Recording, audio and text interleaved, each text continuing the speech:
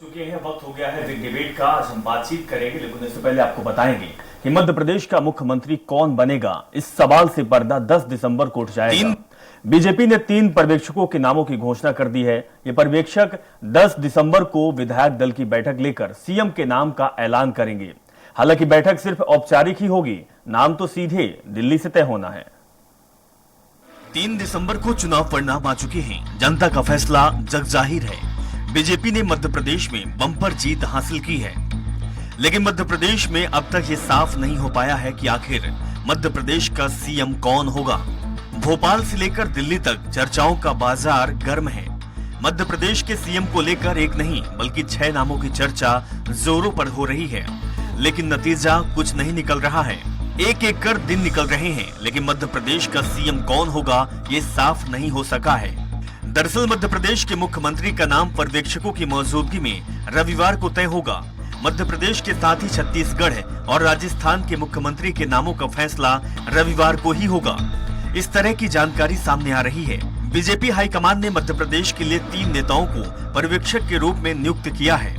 पर्यवेक्षक के रूप में बीजेपी ने हरियाणा के सीएम मनोहर लाल खट्टर, ओबीसी मोर्चा के राष्ट्रीय अध्यक्ष के लक्ष्मण के साथ राष्ट्रीय सचिव आशा लाकड़ा के नाम तय किए गए हैं। इन पर्यवेक्षकों की मौजूदगी में विधायकों की बैठक होगी। वहीं विधायक दल की बैठक में मध्य प्रदेश के सीएम चेहरे पर सहमति बनेगी। मध्य प्रदेश की भाजपा विधायक दल की बैठक 10 दिसंबर को बुलाई गई है। दिल्ली से भेजे गए पर्यवेक्षकों की मौजूदगी में भोपाल में विधायकों की बैठक होगी। इस प्रकार 10 दिसंबर को सीएम के नाम पर बरकरार सस्पेंस खत्म होगा। सीएम के नाम को लेकर बीजेपी आलाकमान बड़ी असमंजस में है। नई दिल्ली में लगातार मंथन जारी है, लेकिन किसी एक नाम पर सहमति नहीं बन पा रही है, क्योंकि बीजेपी को आगे लोकसभा चुनाव भी देखना है।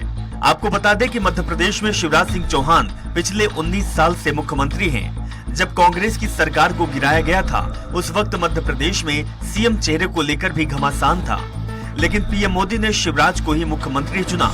इस बार मध्य प्रदेश में बीजेपी ने शिवराज के चेहरे पर चुनाव नहीं लड़ा, बल्कि मोदी के नाम पर चुनाव लड़ा गया। बीजेपी ने 163 सीटें जीतकर बम्पर जीत हासिल की। अब सीएम का चेहरा कौन होगा, इसे लेकर सस्पेंस बना हुआ है। अब देखने वाली बात होगी कि क्या वाकई 10 दिसंबर को सीएम फेस का केस सॉल्व होगा। सलमान खान, स्वराज एक्सप्रेस।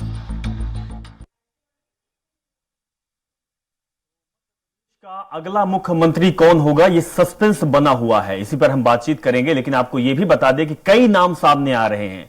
एक तरफ भारतीय जनता पार्टी प्रचंड जीत कर आई है, तो वहीं खुशी की लहर है। दूसरी तरफ मंथन भी लगातार चल रहा है। जो केंद्रीय नेतृत्व है वो लगातार मध्य प्रदेश में नजर बना के रखा हुआ है। वो एक एक समीकरण को देख रहा है। और सबसे बड़ी बात यह है कि केवल ये 2023 में सरकार बनाना नहीं, बल्कि 2024 का जो लोकसभा चुनाव होगा, इस गणित को साधना भी एक बहुत बड़ा टास्क अब केंद्रीय नेतृत्व के पास है, जिसमें से प्रधानमंत्री मोदी, गृह मंत्री अमित शाह और जेपी नड्डा पार्टी के राष्ट्रीय सचिव इस पर मंथन कर रहे हैं। तो मध्य प्रदेश का मुख्यमंत्री कौन होगा? जी हां, भारतीय जनता पार्टी प्रचंड बहुमत जीत हासिल कर ली है, लेकिन अभी भी सस्पेंस बना हुआ है। और कहीं ना कहीं मध्य प्रदेश के जो गलियारों से गुजर रहा है, भोपाल से दिल्ली का रास्ता तय कर रहा है, उसमें सिर्फ एक आवाज गूंज रही है कि मध्य प्रदेश का अगला कैप्टन कौन होगा। 6 नाम सामने आ रहे हैं। आपको भी पता है कि 3 नाम वो हैं जो केंद्रीय नेतृत्व ने भेजा है, लेकिन 3 नाम और है जो प्रदेश स्तर पर काम कर रहे थे। पूर्व सीएम शिवराज सिंह चौहान है, तो वहीं वीडी शर्मा का नाम भी है, और सबसे बड़ा जो गेम चेंजर साबित हुए थे 2020 में, ज्योतिरादित्य सिंधिया, उनका नाम भी खूब चर्चा में है। चलिए इसी विषय पर चर्चा करेंगे, और चर्चा करने के लिए हमारे साथ हमारा पैनल जुड़ चुका है। मेहमान हमारे साथ जुड़ चुके हैं। अजय धवले जी जुड़ चुके हैं हमारे साथ, बीजेपी प्रवक्ता है। अजय जी, आपका बहुत बहुत स्वागत है। राम पांडे जी हमारे साथ जुड़ चुके हैं, कांग्रेस के प्रवक्ता हैं, कांग्रेस के नेता हैं। राम पांडे जी, आपका भी बहुत बहुत स्वागत है। और डॉक्टर भूपेंद्र सुल्लेरे जी, वरिष्ठ पत्रकार, हमारे साथ जुड़े हुए हैं। भूपेंद्र जी, आपका भी बहुत बहुत स्वागत है। सबसे पहले हम बीजेपी की तरफ चलते हैं। अजय धवले, आपके पास चलते हैं। पर्यवेक्षक नियुक्ति हो चुके हैं, अब वो मध्य प्रदेश आ रहे हैं। मनोहर लाल खट्टर, के लक्ष्मण, आशा लाकड़ा, ये नाम है। अब केंद्र ने इन नामों को पर्यवेक्षक के रूप में भेजा है। क्या कुछ लग रहा है आपको? आपकी क्या उम्मीद है, आपकी क्या मंशा है? अगला कैप्टन कौन होगा? आपका जोर केंद्रीय नेतृत्व का रहेगा या फिर जो प्रदेश स्तर में लगातार कई सालों से काम करते आ रहे हैं?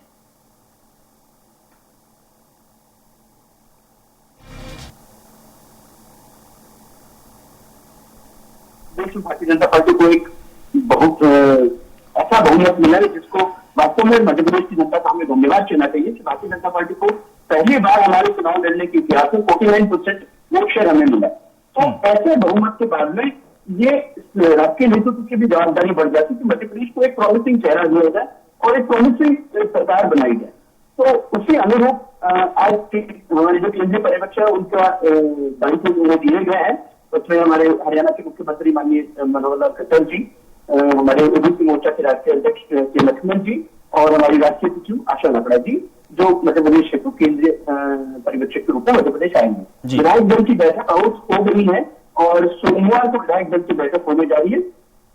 समय अभी कुछ निश्चित हो रहा है और विधायक दल की बैठक में वो विधायकों के साथ में विमर्श करेंगे। विमर्श के पश्चात मध्य प्रदेश के विधायकों की क्या राय, वो राय पार्लियामेंट्री बोर्ड तक के जाएंगे और निश्चित रूप से पार्लियामेंट्री बोर्ड मध्य प्रदेश को जो हम लोगों ने वचन दिए, जो हमारे संकल्प है, उन संकल्पों की पूर्ति करने वाली मध्य प्रदेश की सरकार बनेगी। और निश्चित रूप से इतना बड़ा मैंडेट है, ऐतिहासिक मैंडेट है, तो उस मैंडेट का सम्मान भारतीय जनता पार्टी का पूरा राज्य का संगठन, केंद्र का संगठन उस मैंडेट का सम्मान करेगा और उसी सम्मान स्वरूप मध्य प्रदेश में नई सरकार बनने जा रही है। चलिए, राम पांडे जी, भारतीय जनता पार्टी की बात से यही समझ में आता है कि नेता तो भारतीय जनता पार्टी का होगा, सीएम भारतीय जनता पार्टी का ही होगा क्योंकि बहुमत के साथ सरकार बना रही है। आपके लिए कितना आसान होगा जब केंद्रीय मंत्री जो रहे हैं वो प्रदेश के सीएम बनेंगे, या फिर पुराने सीएम चाहे शिवराज सिंह चौहान की बात की जाए, प्रदेश अध्यक्ष वीडी शर्मा से आपका सामना होता रहा है और आप चुनाव में भी, चुनाव के पहले भी जब आपकी सरकार गिरी, आपने ज्योतिरादित्य सिंधिया को बहुत अच्छी तरह से घेरा है। हालांकि ज्योतिरादित्य सिंधिया का कहना है कि कुछ कर नहीं पाए हैं, जनता ने उसका जवाब दे दिया है। आपको कितना आसान हो जाएगा विपक्ष की भूमिका निभाने में अगर सीएम केंद्रीय जो सांसद रहे हैं वो होते हैं या फिर प्रदेश के नेता होते हैं? देखिए, कोई भी बने, कांग्रेस को कोई फर्क नहीं पड़ने वाला है और 4 साल तक इनमें से कोई काम नहीं करेगा। 5वें साल मोदी जी आएंगे और मोदी जी के नाम पर चुनाव लड़ा जाता है हर प्रदेश में। अभी इनके किसी के चेहरे पर चुनाव नहीं लड़ा गया है, ना इनकी गारंटी पर चुनाव लड़ा गया है। मोदी जी की गारंटी पर चुनाव लड़ा गया है, मोदी जी के चेहरे पर नाम लड़ा गया है। ऐसा कहा जाता है कि मोदी जी के नाम पर वोट गिरा है। तो ये लोग 4 साल तक काम करें या नहीं करें, और 5वें साल तक ये जरूरी है कि इनको पैसा बांटना जरूरी है। और लाड़ली बहना को भी बांटना पड़ेगा, भैया को भी बांटना पड़ेगा, किसान को भी बांटना पड़ेगा, युवाओं को भी बांटना पड़ेगा। क्योंकि अब ये माना जाता है कि जो चुनाव जीते जाते हैं वो पैसा बांटकर जीते जाते हैं। जैसे भारतीय जनता पार्टी स्वयं कह रही है कि मध्य प्रदेश में जो जीत का कारण है वो लाड़ली बहना है। और फिर कोई भी करे, मैं समझता हूं जो इस तरह से भारतीय जनता पार्टी की जो विचारधारा है उसमें कैलाश विजयवर्गीय सबसे ज्यादा फिट होते हैं, क्योंकि उन्हें पूरी तरह से हिंदू मुसलमान करना आता है और वो ये साबित भी कर चुके हैं पश्चिम बंगाल के चुनाव में। उसके बाद नरेंद्र सिंह तोमर जी का भी नाम चल रहा है, तो वो फंडिंग में एक्सपर्ट है। उनका वीडियो देखा होगा, कनाडा से जितना चाहे पैसा वो ला सकते हैं। सिंधिया जी भी एक्सपर्ट है सरकारी जमीन को प्राइवेट करने में, तो सिंधिया जी भी ठीक हो सकते हैं। और वैसे देखा जाए तो जो बोला जा रहा है कि शिवराज सिंह जी ने बहुत मेहनत की, 165 सभाएं ली, अनुभव भी है, तो बिना सोचे समझे तो शिवराज जी को ही बनाना चाहिए। अब ये नाटक क्यों किया जा रहा है कि खट्टर साहब आएंगे? अरे खट्टर साहब तो खुद ही रबर स्टाम्प है, उन्हें क्या पता किसको बनाना है, और एक दिन में वो किसको पहचानेंगे। 4 नाम मैंने बता दिए, 1 आध 2 और हो सकते हैं, उनमें से किसी को बनाया जाएगा। विश्वगुरु को सबको पता है किसको बनाना है। पटेल और वीडी शर्मा का भी नाम ले लीजिए राम जी।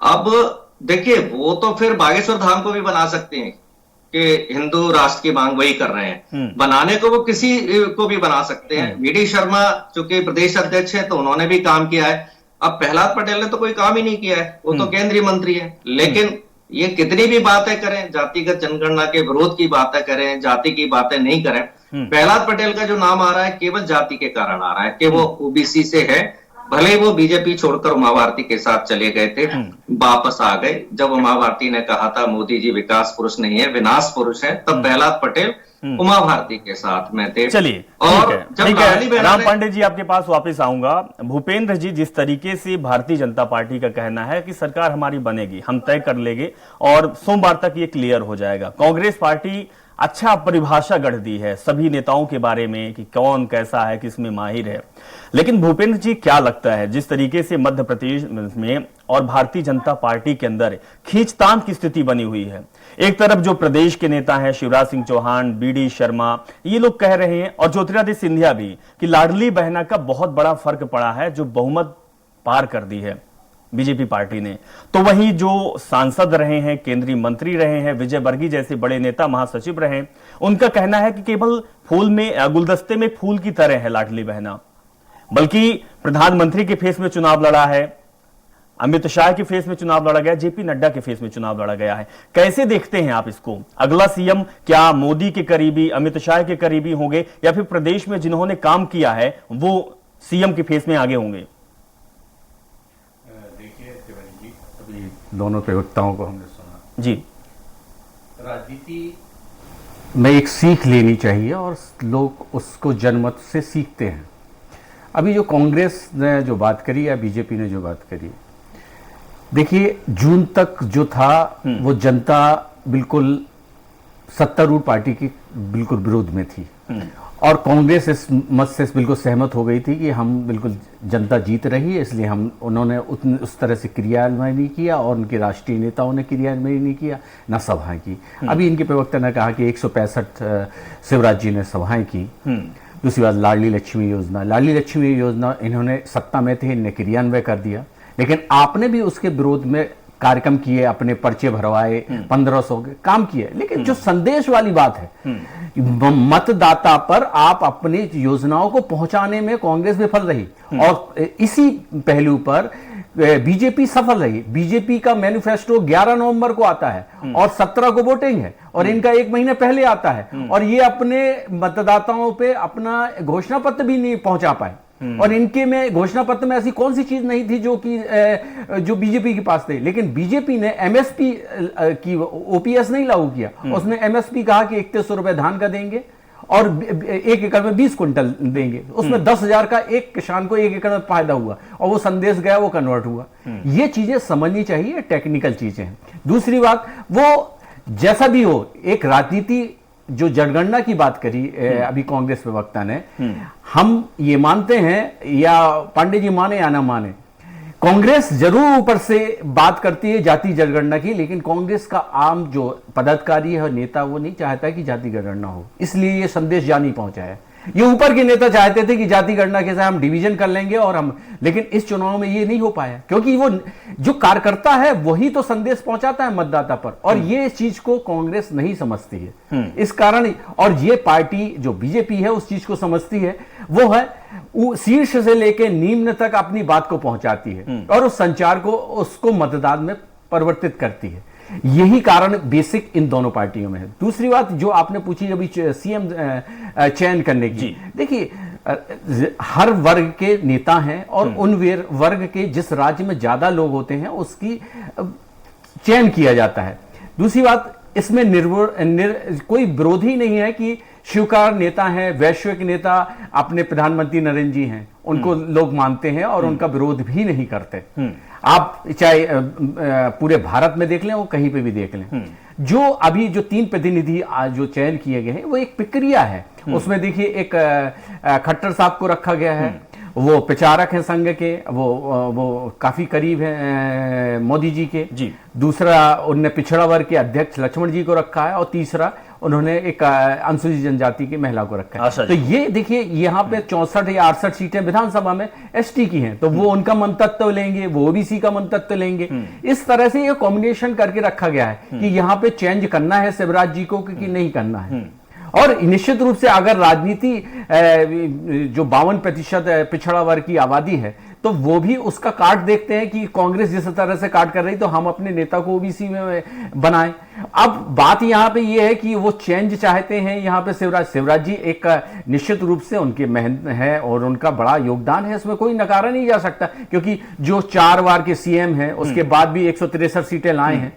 भले वो मोदी का चेहरा है लेकिन पार्टी एक रूप से लड़ी है और जो भी है, लेकिन उस चीज को वो नकार नहीं सकते, इसलिए इस टाइम पे टाइम लग रहा है ये, वरना सीएम को तो तुरंत डिक्लेयर कर देते। ये एक संतुष्ट जो टाइम ले रहे हैं वो आपसी नेताओं को संतुष्ट करने के लिए समय ले रहे हैं। भूपेंद्र जी, ओवरऑल ये कहा जा सकता है कि केवल ये जो 3 पर्यवेक्षक आए हुए हैं तो फॉर्मेलिटी है, जो सीएम होगा मध्य प्रदेश का गला उसके नाम पर मुहर लग चुकी है। अजय धवले जी, आपसे ये प्रतिक्रिया जानूंगा और आपके पार्टी के अंदर ये क्या कुछ चल रहा है, क्योंकि जब प्रदेश कार्यालय में आप जाते होंगे तो कहीं ना कहीं हलचल होता होगा, जो कार्यालय के लोग होते होंगे वो अपने नेता को चुनते होंगे, तो सबसे पहले जो 5 साल तक उन्होंने काम किया, शिवराज सिंह चौहान लगातार 19 साल से काम कर रहे हैं, वीडी शर्मा लगातार 7-8 साल से काम कर रहे हैं प्रदेश अध्यक्ष के तौर पर, और इसके साथ ज्योतिरादित्य सिंधिया का भी नाम आता है। क्या लगता है कि जो प्रदेश में कार्यकर्ता हैं, क्योंकि कार्यकर्ता ही आपकी सबसे बड़ी मजबूती है, ये आप खुद कहते हैं और चुनाव परिणाम भी ये बता देता है, उन कार्यकर्ताओं को साधने में क्या शिवराज सिंह चौहान का कोई विकल्प आपको नजर आता है? देखिए, लोकतंत्र की और भारतीय राजनीति की ये खूबसूरती है कि भारतीय जनता पार्टी में आपको इतने सारे नाम मिल जाएंगे जो किसी परिवार के व्यवहारी नहीं है। यही अगर कांग्रेस का होता तो आपको कुल मिलाकर दिग्विजय या कमलनाथ जी के बाद में और कोई नाम नहीं मिलता। तो भारतीय जनता पार्टी में जैसे राम पांडे जी ने हर एक नेता की हमारे उसको डिफाइन किया, मैं भी अगर आप मुझे अलाउ करेंगे मैं हर नेता को डिफाइन करूंगा। देखिए, शिवराज सिंह चौहान जैसा मेहनती नेता मध्य प्रदेश में कोई नहीं है, क्योंकि कमलनाथ जी को कोई तो खैर नहीं है। जितने शिवराज जी की प्रेजेंस सभाएं और दौरे हो जाते हैं उतनी कमलनाथ जी का राजनीतिक जीवन में उतनी यात्राएं नहीं की। ये बात कर रहे थे नरेंद्र सिंह तोमर जी की। नरेंद्र सिंह तोमर जी हमारे ऐसे प्रदेश अध्यक्ष रहे भारतीय जनता पार्टी के, 2 बार उनके नेतृत्व में प्रदेश अध्यक्ष ऐसे भारतीय जनता पार्टी की पूर्ण बहुमत की सरकार है। ये बात कर रहे थे हमारे प्रहलाद पटेल जी की। प्रहलाद पटेल जी ऐसे नेता है महाकौशल से विभिन्न लोकसभा क्षेत्रों से जिन्हें पार्टी ने मौका दिया, और उन डिफरेंट मध्य प्रदेश के भी ऐसे नेता इतने थे जो अलग अलग लोकसभा क्षेत्रों से चुन के आने का उनका रिकॉर्ड है, और महाकौशल की सारी सीटों पर जाकर अपनी सीट छोड़कर सारी सीटों पर उन्होंने प्रचार किया।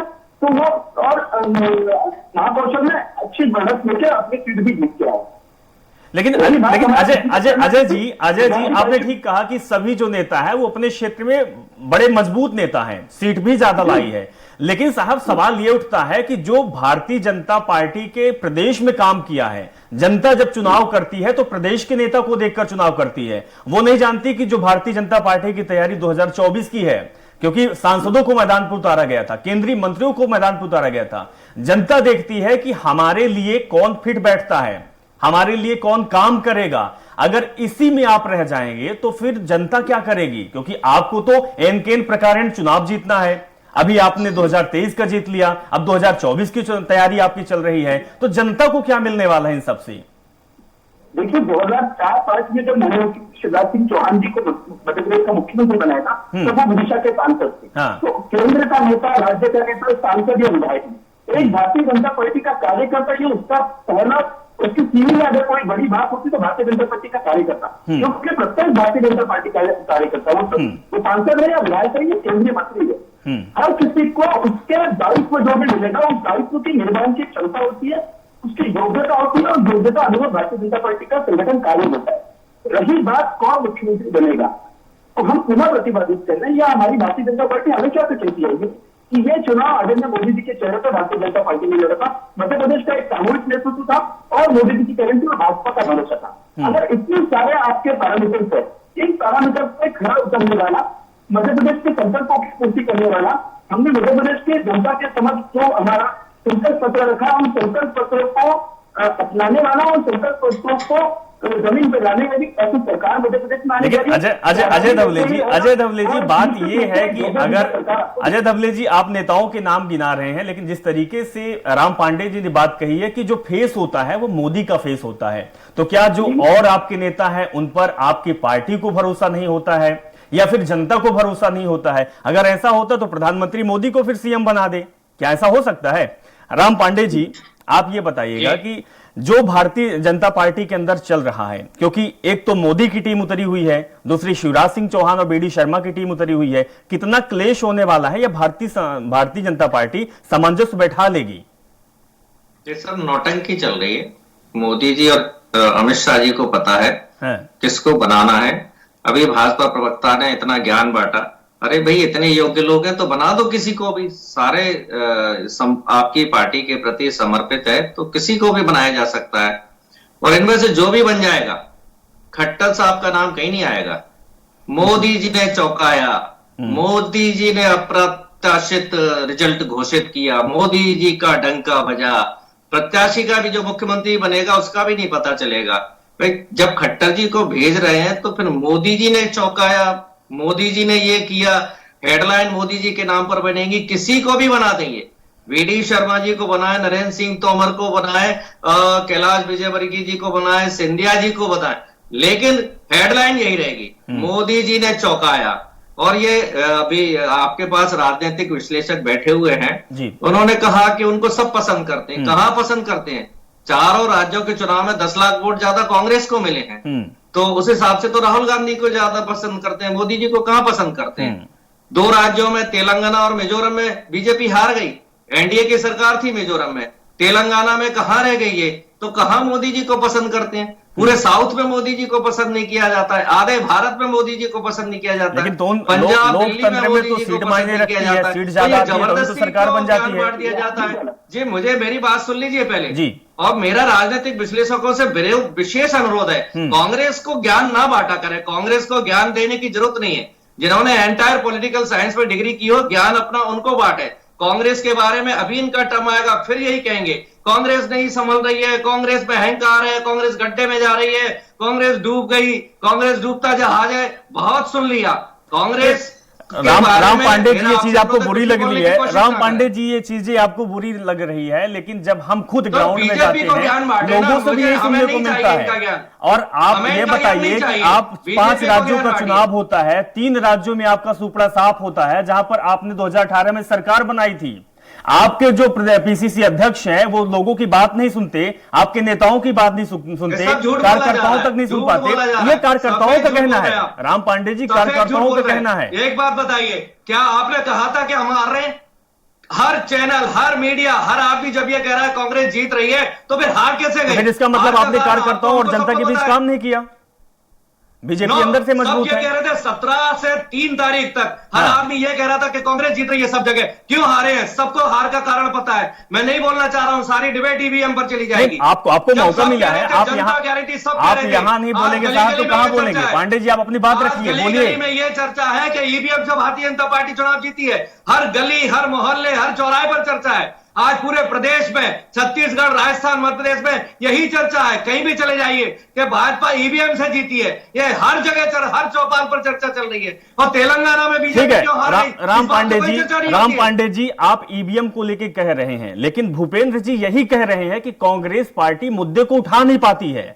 अगर आप ईवीएम का विरोध कर रहे हैं तो ईवीएम के मुद्दे को क्यों नहीं उठा पा रहे हैं भूपेंद्र जी? अरे तो बीजेपी अक्सर यही होता है, भूपेंद्र जी आपके पास आऊंगा, अक्सर यही होता है कि कांग्रेस पार्टी, जैसे राम पांडे जी कह रहे हैं कि हमें ज्ञान ना दे, हमें कोई समझाए ना। दरअसल हारने के बाद इस तरीके की बात जीतने के पहले आपने भी नेगेटिव बोल दिया, या उससे पहले तो मंथन करना चाहिए। आपने समीक्षा कुछ कर नहीं पाए, इतने दिन हो गए, आप दूसरों पर भड़केंगे।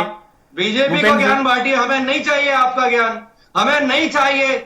हमें तो मरने दो, 0 पर आने दो, 0 पर जाने दो, हमें आपके ज्ञान की जरूरत नहीं है। क्या कहेंगे राम पांडे जी के इस तरीके की बात सामने आ रही है? पांडे जी बिल्कुल सही कह रहे हैं, उनको ज्ञान की जरूरत नहीं है, वो खुद दूसरों का मार्ग प्रशस्त करेंगे और वो सही कह रहे हैं, उसमें कोई दो मत नहीं है। ठीक है, कोई बात नहीं। बात ये है, अभी उन्होंने बात करी कि 17 तारीख से 30 तारीख तक ये कह रहे थे, लेकिन ये नहीं Pandey ji, neck to neck कह रहे थे कि मैच वो आ रहा है। हम लोग तो कई जगह ऐसा बोले हैं कि हाँ कुछ चीजें ये कहा गया था कि 10 से 15 सीटें बढ़ो घट सकती हैं, लेकिन अब कुछ चीजें मूवमेंट हो गई। लेकिन जो जून से ऐसी प्रक्रिया चालू हो गई थी कि लग रहा था कि आप लोग पहले आ रहे थे और फिर उसके बाद एकदम से नेक टू नेक आ गया। ये कहना नहीं है, आपको बुरा लगा तो कोई हम लोगों का अधिकार नहीं है, और आपको हम क्यों कहेंगे जबरदस्ती का, तो वो नहीं है। लेकिन हम लोग तो स्वतंत्र हैं, मीडिया के कंपोनेंट हैं और संवैधानिक रूप से है, आर्टिकल 19 के तहत हम किसी से भी अभिव्यक्ति करने की आज़ादी है और उस पर आप हमको रोक नहीं सकते। हमारा ये फोरम है, हमारा मंच है, हमारा अधिकार है और हम लोग रखेंगे। आपको नहीं लेना है तो नहीं ले, लेकिन आप जबरदस्ती, ऐसा नहीं है कि हम आपको इस तरह से कह रहे हैं कि हमारी ही गाइडलाइन पे चलें। लेकिन बात यह है, जो बात है वो आपको स्वीकारनी पड़ेगी और ना स्वीकारे कोई बात नहीं है, वो ठीक है। बिल्कुल भूपेंद्र जी, आपने बहुत अच्छी बात बोली है कि अगर आपको अच्छा लगता है, आपको बात सही लगती है तो आप स्वीकार कर लीजिए, इंप्लीमेंट कर लीजिए। अदरवाइज चुनाव इलेक्शन तो परिणाम बता ही देते हैं। फिलहाल बहुत बहुत शुक्रिया, आप हमारे साथ जुड़े, अपनी बात रखी। लेकिन सवाल सिर्फ यही है कि अब मध्य प्रदेश का अगला सीएम कौन होगा। मंथन चल रहा है, राजनीति चल रही है, बयानबाजी चल रही है, आरोप चल रहा है, प्रत्यारोप चल रहा है। भोपाल से लेकर दिल्ली के गलियारों में सिर्फ एक ही आवाज निकलकर सामने आ रही है कि क्या केंद्रीय लोग तय करेंगे या फिर प्रदेश का नेता ही अगला सीएम होगा। हालांकि 10 तारीख को सब कुछ साफ हो जाएगा, थोड़ा वक्त और बाकी है। नमस्कार।